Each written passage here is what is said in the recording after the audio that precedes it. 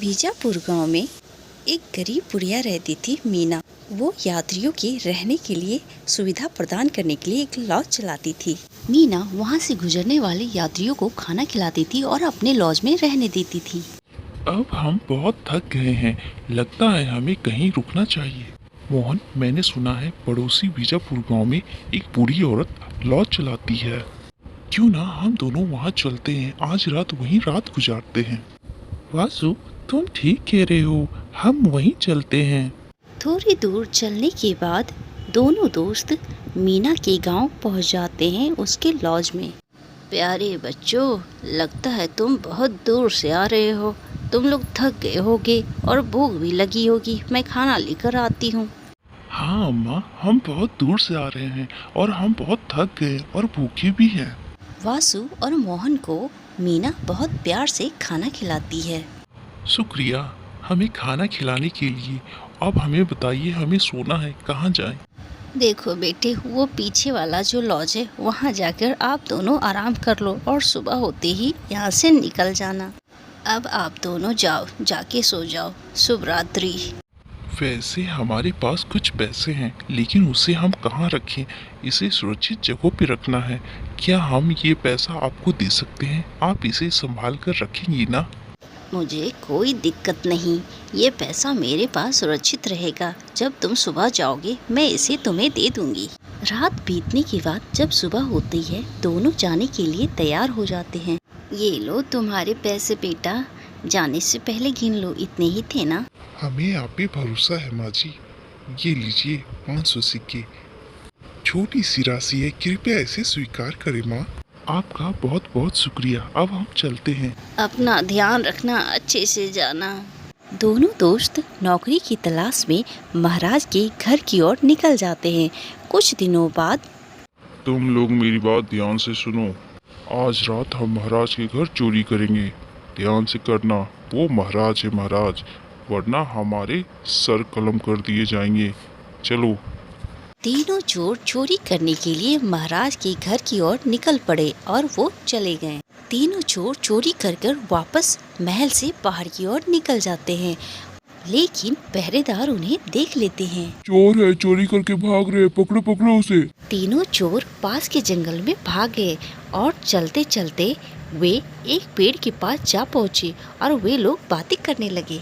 हमें इस खजाने को पेड़ के ऊपर छुपा देना होगा, क्योंकि इस खजाने को अभी ले जाना सही नहीं होगा। सिपाही हमारे पीछे है। चोरी का माल पेड़ के ऊपर रखकर वो तीनों वहाँ से भाग निकले। इतने में पहरेदार वहाँ उन तीनों को ढूंढते हुए आ गए। लगता है वो तीनों जंगल भाग गए हैं। यहाँ से जंगल शुरू होता है। चलो हम कल आते हैं, जंगल में जाना अभी सही नहीं होगा।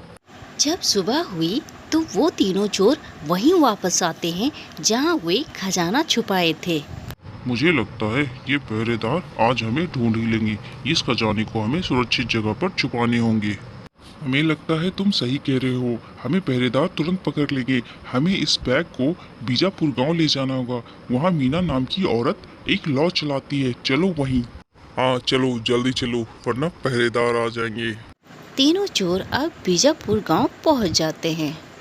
हमें यहाँ रहना है एक रात के लिए। हमने आपकी लॉज के बारे में सुना था, तो हम सीधा यहीं आ गए। हमें रहने के लिए एक लॉज चाहिए। ठीक है, आप लोग अंदर आ जाइए।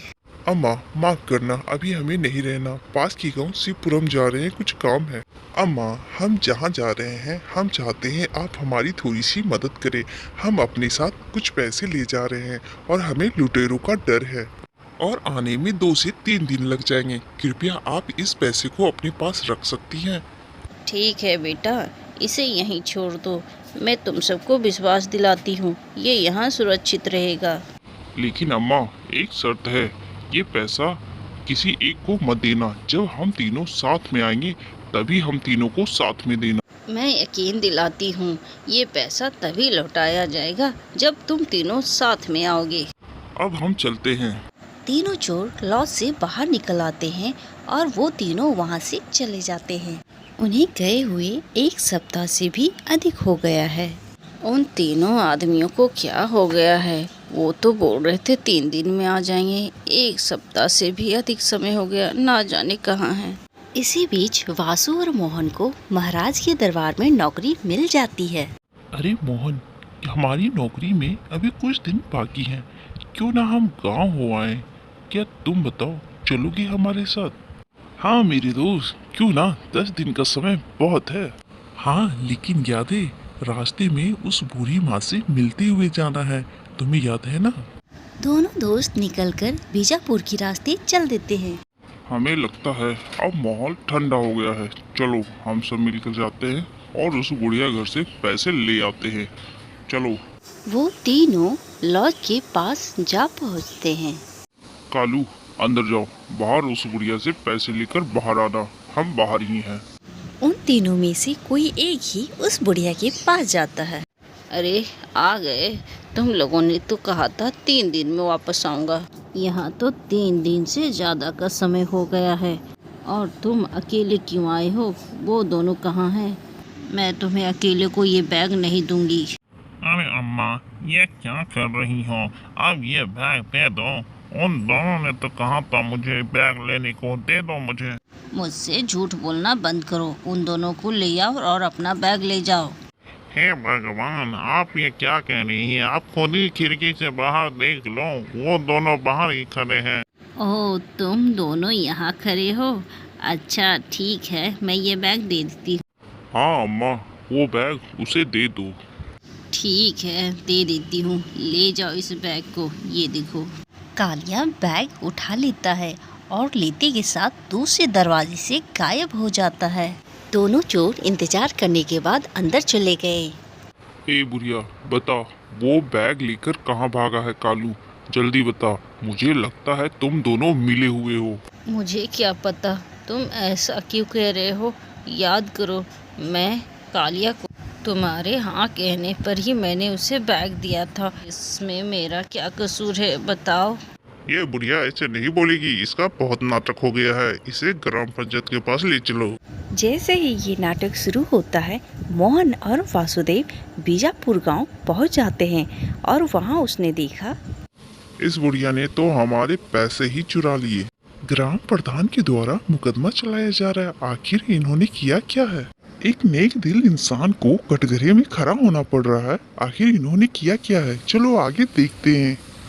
दोनों चोर ग्राम प्रधान को पूरी बात बताई। पूरी बात सुनने के बाद ग्राम प्रधान ने कहा, पूरी अम्मा, आपको बैग तभी लौटाना था जब तीनों दोस्त साथ में आए होते। आपने दो की अनुमति के बिना किसी एक को बैग कैसे दिया? क्या आपकी गलती नहीं है? साहब आप मेरी बात सुनिए, ये तीनों दोस्त ही आए थे, लेकिन सिर्फ कालिया अंदर आकर बैग मांगने लगा।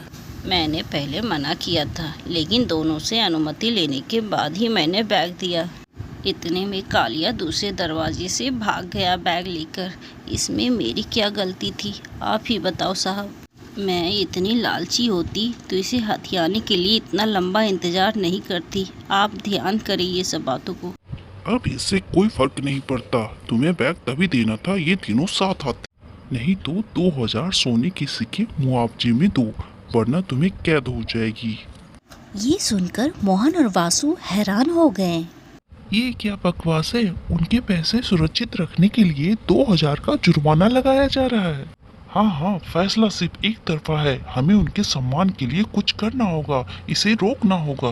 दोनों दोस्त ग्राम प्रधान के पास पहुँचे। साहब हमें क्षमा करें, हमें आपको कुछ बताना है कि आपने जो फैसला लिया वो गलत है। तुम्हारा कहने का मतलब है कि ये दोनों आदमी गलत है? अगर ये दोनों आदमी गलत है, इसे साबित करो, वरना तुम्हें सजा मिलेगी। साहब आपका फैसला कहता है कि तीनों को साथ में होना चाहिए, लेकिन ये बूढ़ी अम्मा ने केवल कालिया को बैग सौंप दिया, लेकिन आपने कहानी में नया मोड़ नहीं देखा। हाँ साहब, काश आपको पता होता, बूढ़ी अम्मा को बुढ़ापे में भूलने की समस्या है, बैग अभी भी उनके पास सुरक्षित है। लेकिन उसने खुद ही तो कहा है कि उसने बैग को कालिया को दे दिया। जब हम बोल रहे हैं कि उसकी याददाश्त कमजोर है, तो हम पे भरोसा करें। इन तीनों के आने से पहले इन्होंने बैग हम दोनों को दिखाया था और हमें इन्हें देने को कहा था। फिर तो समस्या ही समाप्त हो जाता है, इन दोनों को बैग लौटा दो। लेकिन साहब इससे पहले इन पूरी समस्या को हल ना हो जाए, इससे पहले इनके शर्तों को देखते हैं। तो ये बैग तभी लौटाना चाहिए जब ये तीनों दोस्त साथ में यहाँ आए। इन दोनों को अपना तीसरा साथी भी लाना पड़ेगा, तभी बैग वापस होगा। बिल्कुल सही कहा तुमने, बहुत अच्छे। अब तुम दोनों जाओ और अपने तीसरे दोस्त को वापस लेकर आओ, तभी बैग मिलेगा। मैं कुछ कहना चाहता हूँ, क्या इन आदमियों का और उस बैग का जांच नहीं करना चाहिए? हाँ, सच बताओ, तुम्हारे पास वो थैले कहाँ से आए और उस थैले में ऐसा क्या है? प्रधान के इस सवाल से चोर पीले पड़ गए। साहब, आपकी अनुमति हो तो मैं आपको इस बारे में अच्छे से समझाना चाहता हूँ। इसके बैग देने से पहले राजा के महल में चोरी होने की सूचना मिली थी। हमें लगता है ये तीनों हैं। हाँ हाँ, ये तीनों ही हैं, क्योंकि उस समय मामला बहुत गर्म था, इसलिए लॉज में इन तीनों ने बैग को रखने की योजना बनाई और पूरी अम्मा के पास इन तीनों ने बैग को रख दिया। अगर आपको हमारी बातों पे विश्वास ना हो तो इन दोनों से अच्छे से पूछ लीजिए। ये जो बोल रहा है क्या वो सच है? मुझे अभी बताओ। दोनों घबराने लगते हैं। इन दोनों को बंदी बनाकर ले जाओ और तीसरे चोर का पता लगाओ। इस प्रकार दोनों मिलकर बूढ़ी अम्मा को सजा और अपमान से बचा लेते हैं। बेटो, अगर अभी तुम नहीं होते तो मुझे जेल में डाल दिया होता और मैं 2000 सोने के सिक्के नहीं दे पाती। माँ, आपने हमें खाना खिलाया, रहने को जगह दी, इतना तो बनता है। आपने हमारी इतनी मदद की, हम इतना भी नहीं करते क्या अम्मा? तुम लोग इतने अच्छे हो कि तुम्हारे माता पिता को तुम पे गर्व हो रहा होगा। इस कहानी से हमें यह शिक्षा मिलती है कि हमें हमेशा एक दूसरे की मदद करनी चाहिए। दोस्तों, अगर ये कहानी आपको अच्छा लगा तो लाइक, शेयर और कमेंट करना ना भूलें।